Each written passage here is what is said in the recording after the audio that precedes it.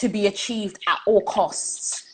So obliterate down, obliterate side, obliterate Yeah. up. So it was kind of then ingratiating myself elsewhere, and I managed myself away from her.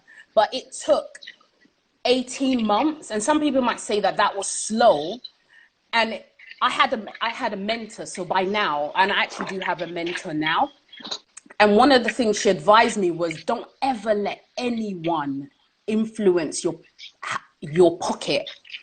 So she can't kill you, Yeah. and we're covered by a lot of employment law. She can't verbally abuse you. You can tell that Yeah. she's playing a lot of games, but you're aware of it. Whereas some people are blindly in the office, they think, oh, I'm safe, I'm okay, and they walk in the next day and then made redundant. So I'm Yeah. aware of my surroundings, I'm aware of my environment. So I strategically exited, and now I'm in the role that I'm in, and I've been there for like 3 years now, and it's been the best move ever.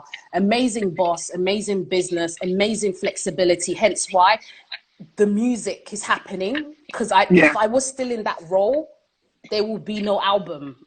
Yeah. I can tell you that right now. All right. All right.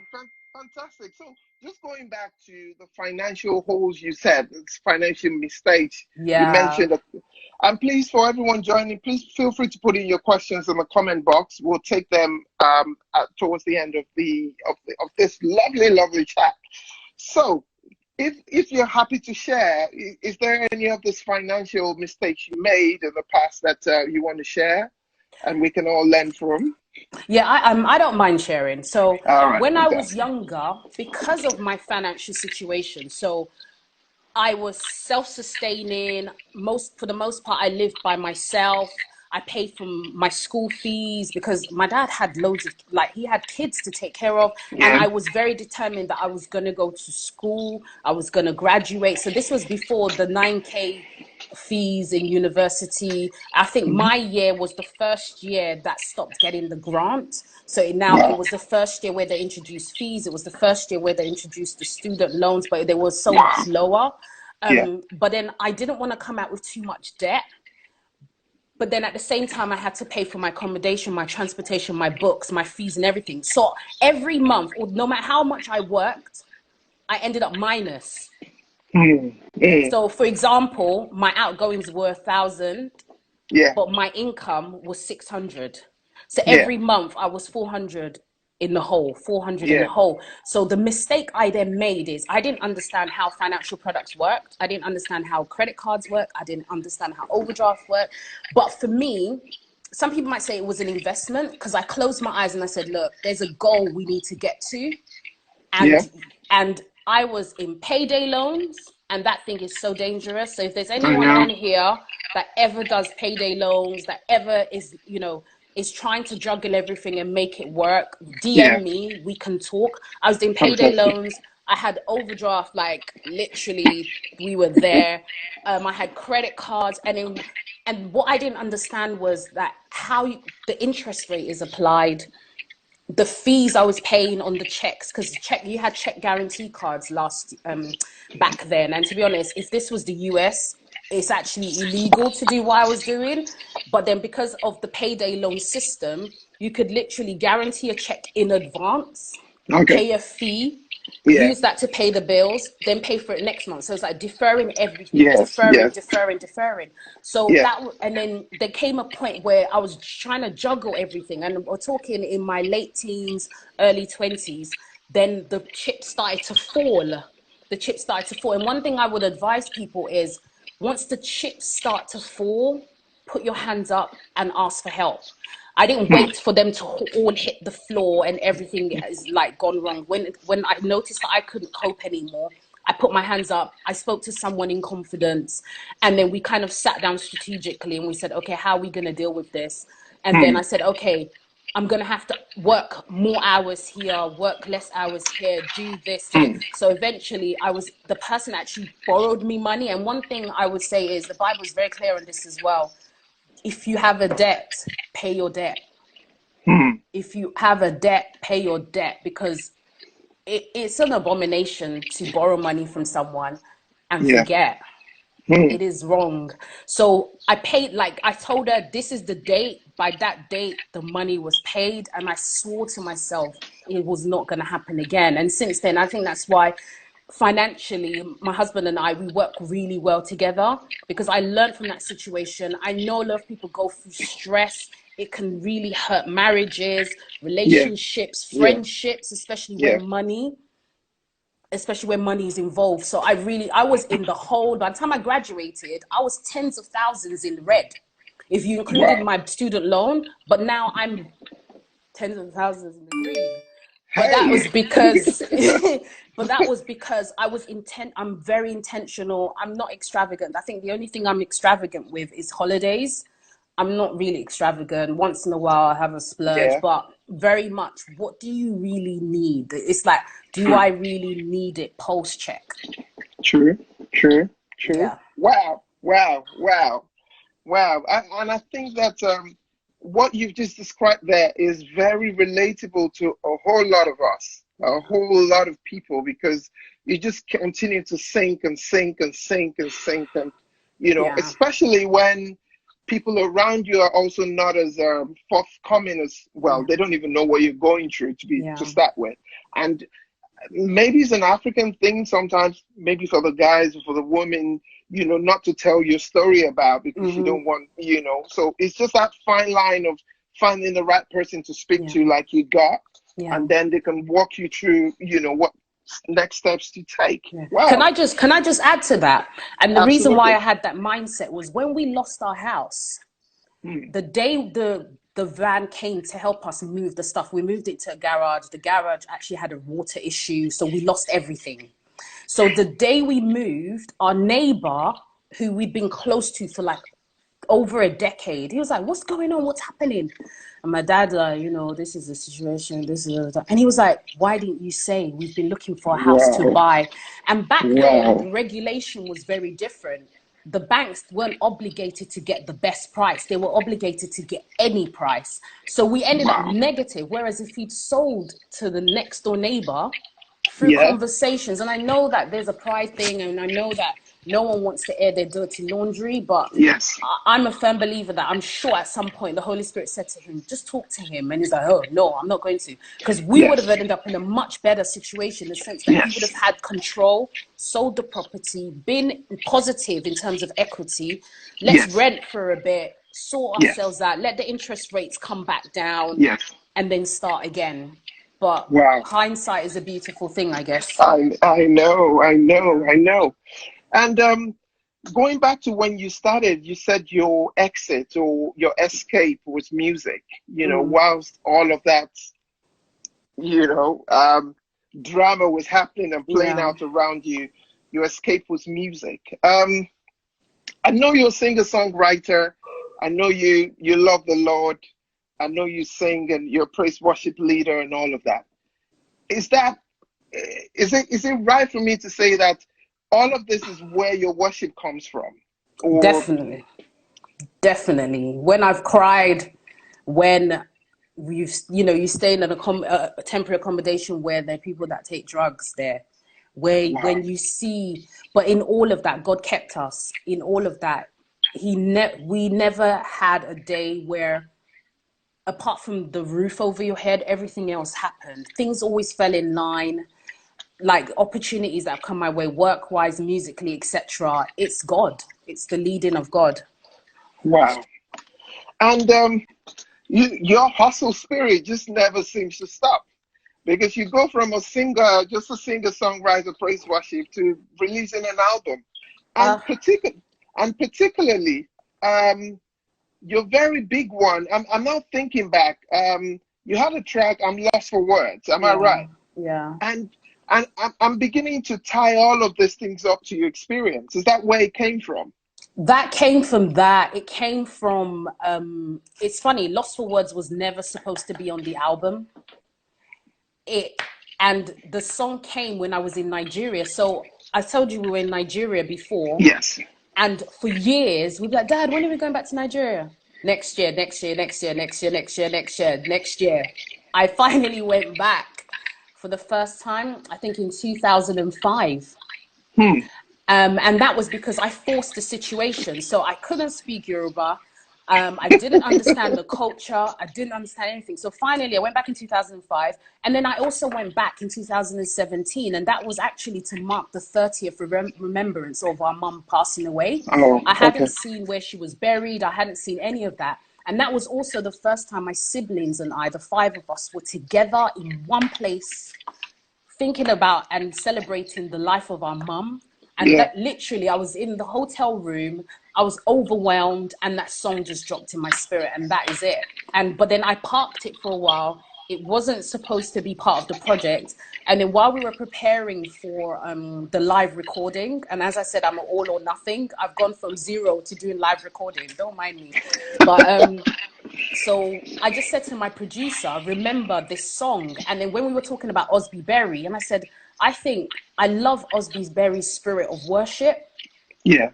I think he needs to be on that song. And then the good thing about me and hubby is that, my husband, I should say, is that we pray separately and we confirm things because we say the same thing. Yeah. Yeah. So he came to me and he was like, Osby Berry. And I'm like, yeah. And that was it. And we're like, would he say yes? And as I said, God, reaching out via DM on Instagram. If you ever want to do something and you're led to do that thing, don't be afraid. Slide into that DM and let God do the rest. And, the rest is history. So in your case, will it be appropriate to say all things really work together for your good? Yeah. Because I You love know? God and I'm called according to his purpose. Yeah. Purpose, purpose, Yeah, purpose. you're getting me slightly emotional now because Oh, no, because a lot of things you're saying, things that have played out around us, you mm-hmm, just begin to understand. Now, I've listened to your song, by the way, guys. If you haven't listened to Lost for Word, hook up with that song on Apple Music, on all the platforms. It's deep, and I'm thinking that after you've heard her story and you listen to the song, you might even get it a whole lot more because now I know where the worship comes from. You yeah, know, like they say, no matter how much clothes you buy, yeah, somewhere in Africa, you can have as many as someone who's lived 40 years before you, in terms of, and experience, unfortunately, we can't buy them in Asda, neither can we buy them in Tesco. So we've got to go through it. But Mike, having gone through all of this, what would you say to, if you were speaking to that young woman or that man who mm-hmm, is completely stuck and life is completely mm-hmm, throwing curveballs consecutively, mm-hmm. what would you say to them if you were to look at them face to face right now? I would say you are gonna make mistakes, and often they're unintentional, and sometimes they're because we don't listen to the leading of the Holy Spirit. It's not over spirituality. Yeah. Even the world talks about intuition. We all have a spirit man, and there've been many, many times when someone's asked me to do something and the voice just says no. I can't explain it. I can't even explain it to the person that's asked me, and I have to find how I will negotiate myself out of the conversation. But just keep pushing. The scars that we get, they're not. God doesn't give you more than you can bear, and it's not cliche. Mm. There are people that have gone through things that if I'd gone through it, I don't know how I would have been able to cope. So what I got was what was appropriate for me. So be prayerful, plan strategically. Don't let life happen to you. You need to make the life you want to have. You will get curveballs, but just prepare to keep pushing through. Like there are times where you're like, I'm just so fed up, I want to give up, but you can't. You have to keep pushing through, because once you push through, you look back and you think, I understand why that happened. Okay, I'm good. And by God's grace, it means you don't have to go through that thing again. Okay. Good. Yeah. Good. Now, because your story is fitted in quite nicely now, because now just touching on your social responsibility side of Yeah. things, i.e., the orphanage and helping young people into Yeah. education. Yeah. How was this born? And Mm-hmm. is this also back down to your experience and trying to, guide as many people from not going through the same thing. Okay, so TSO, so the Sanctuary Orphanage, is a Yeah. dream of my husband actually, but it aligns also with something that I do. So I do a lot of mentoring and coaching. So I've got Yes. qualifications in coaching, and one thing that I realized is growing up, I didn't have anyone that was consistently there to offer coaching and mentoring. They're two very different things. Like Yes. sometimes you've got a job you need to interview for, you need someone sat next to you that's going to coach you, and then you move on. And then you have a mentor, and that person has, I think, more investment in you as a Yes. human being. So it's good to differentiate between the two of them. So I've always mentored people. I mentor people financially. So I will sit down with you and I will dissect your finances. But one thing that I will say is Chatham House rules. You will never hear what you said to me outside, because I feel like that God will punish me if I do that. So I would never do it. So whatever we discuss is between us, because I would expect the same. If I Yeah. discuss something with you, I expect for it to be kept between the two of us, unless you explicitly say, okay, I need you to share it with that person. So I Yeah. mentor people in their finances. So we'll go for your credit score, what financial instruments you're invested in, how much debt you're in. And there's good debt and there's bad debt. There are assets and there are liabilities. And it's about Yes. understanding the difference between Yes. the two. And then also, I review people's CVs. I help them prepare for interviews. If I look internally, if you reach out to me, I will look internally and I'll try and link you up, because often you find out a lot of jobs, if I can put in a good word internally, it Yeah. definitely helps Fantastic. people to get a foot through the door. So when Olu said on his heart, God has always said he's going to have an orphanage, I kept pushing him, because I've known him for nearly 17 years now, and I'm like, this orphanage, we've been talking about this orphanage for how long? When is this orphanage going to happen?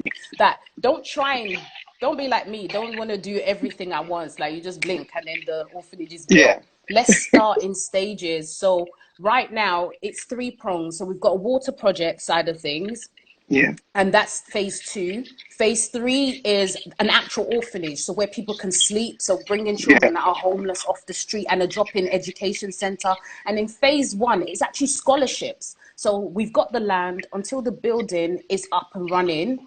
Let's do something. So that's why Yeah. we've kind of split it into phases. So phase 1 is up and running.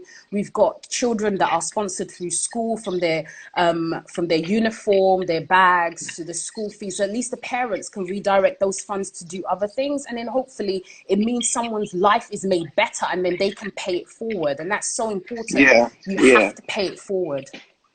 It looks to me that everything you went through was intentional, and it's all coming together now, because it maybe if you didn't go through that whole orphanage dream could have died in your sitting room, because you With cannot relate.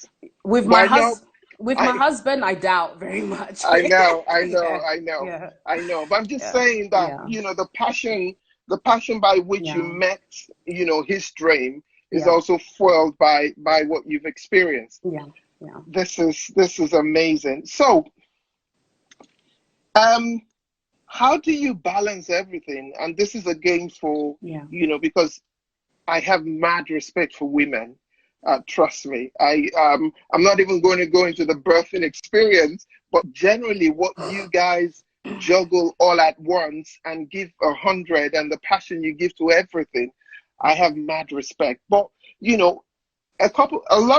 not a lot, but some women at some point have to make decisions based on family and career and all of that. How have you been able to still juggle all the balls with none of it dropping on the ground? I'll go back to the opening statement that you made about giving 100 to everything. It's Yeah. not possible. Anyone who tells you they give 100% to everything does not know maths. It is not possible. So what you have to do, as I said before, is strategic planning. Look at what's on your table, and then depending on, as they're coming due, you flex up, you flex down, you flex up, you flex down. But then also, if you think about family, there's a reason why I'm a helpmeet. There's a reason why there's 2 of us.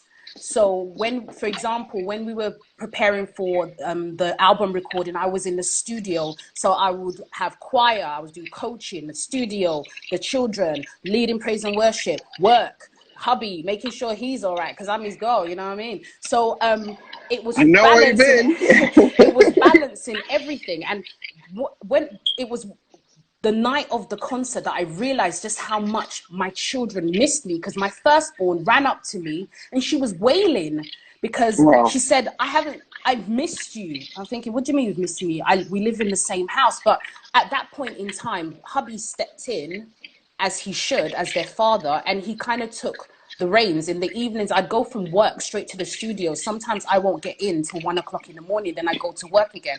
But I did explain to them that mummy is finally working on their music. I want to make you proud. I need to go to the studio. So, you know, they're like, are you going to the studio today? Yes, mummy's going to the studio today. So they were involved in the process. But I think also the night was very emotional and it came to a head.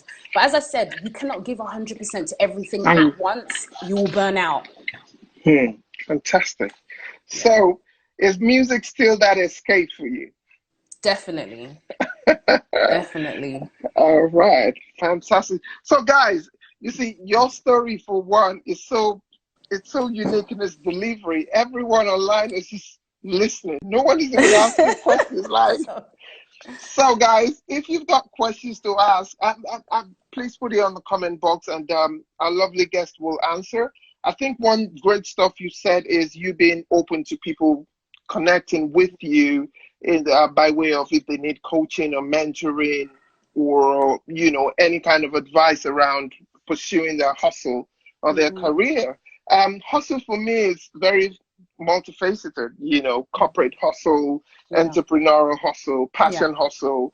But you're holding both passion, profession, and then family all together. And I had entrepreneurial at one point. You know, so well, it's all that's for ongoing. another day.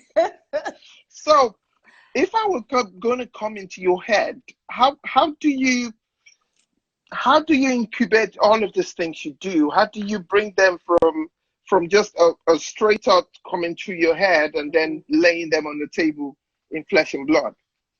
So musically, I thank God for recorder. I used to have a dictaphone when I was young, although my sister used to always make fun of me when I wrote songs when I was younger. But now, thank God for the record button.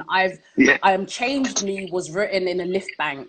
You know, there's songs that come in the weirdest and most inopportune times. So it's always having my phone with me so I can quickly record, even if it's just a simple melody, and then build on it later. Career-wise, I think I'm in a good space career-wise now. The next opportunity is directorship, which we are working on. COVID-19 has kind of put that on pause, but I'm so content. I'm not like disappointed in anything.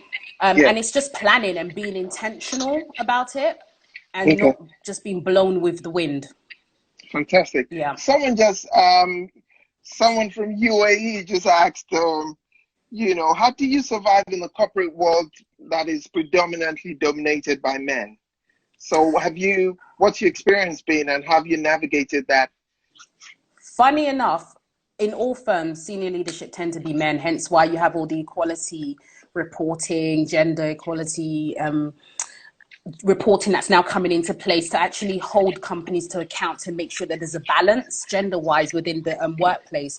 But I think the key thing is being mindful of the culture. So the person that you said, yes, they're in the Middle East, and I can actually link her up with someone else who's like within the Middle East that is facing the exact same things on how she negotiated it. But I think generally it's understanding the culture of the firm. So every firm has its culture. Then you layer that with the culture of the country you're in.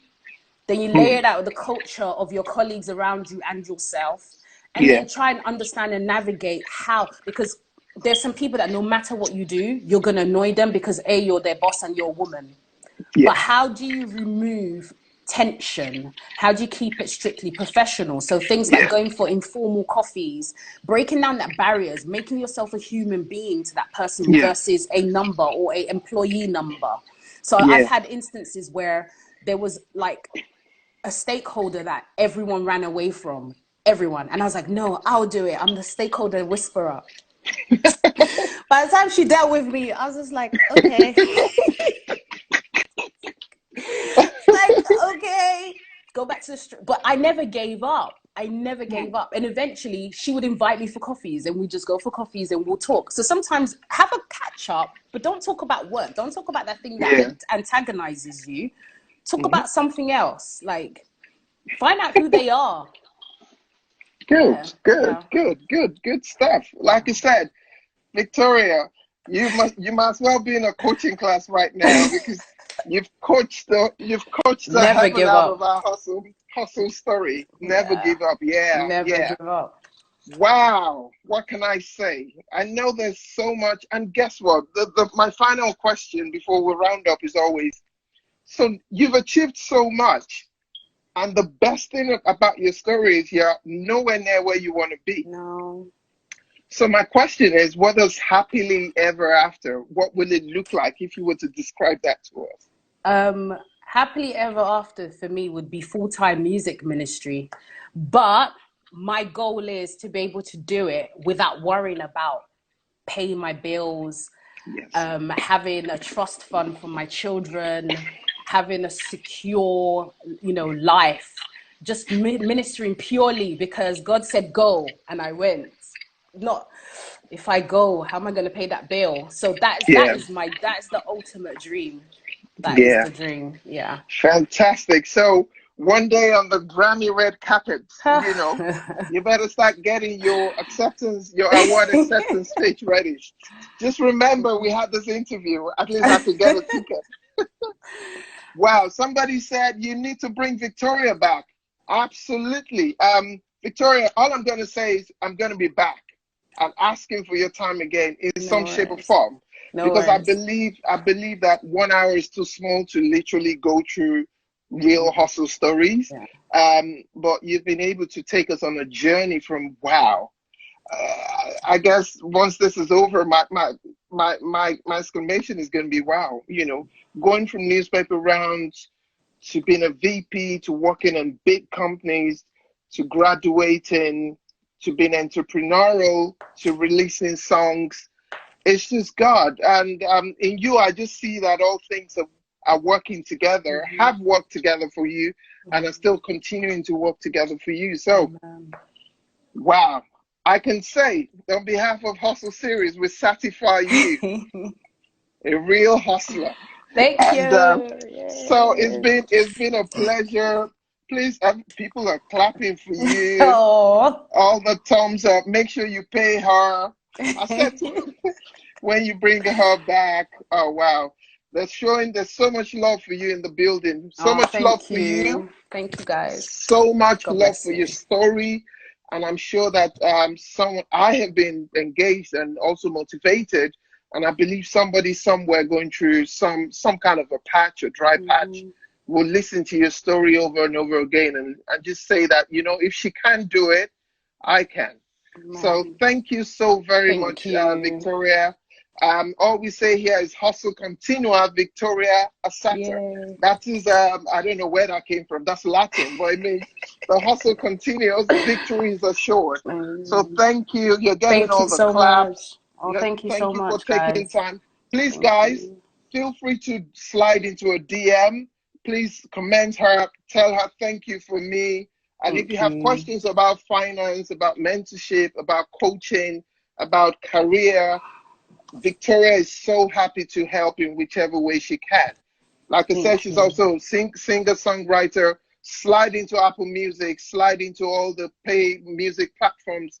Get lost for words. It will bless you. Now that you know her story, you can actually go with her on that journey as you listen to the song. Once again, Victoria, thank you, guys. Thank you so much. We go again tomorrow evening, 7 p.m. It promises to be another wonderful time. Thank you. Victoria, you have smashed this place. Thank you. You have blazed this place.